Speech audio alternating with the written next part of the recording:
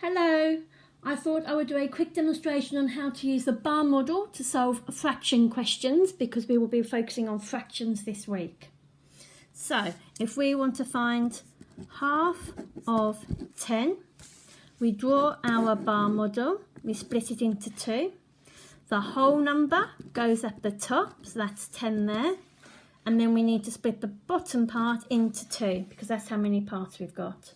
Then we share out 10 equally. 1, 2, 3, 4, 5, 6, 7, 8, 9, 10. We've got 5 on this side and we've got 5 on this side. So 1 half of 10 is 5 because we're just looking at the one part.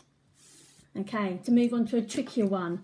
If we wanted to do 3/4 of 16, we draw our bar model.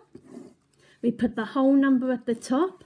This time we need to split the bottom into 4 equal parts and we share out 16.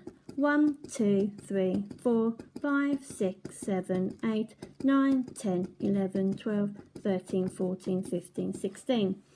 Each part, each quarter has 4.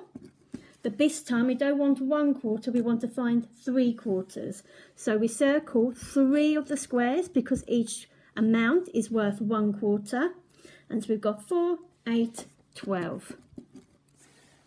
Hope that helps.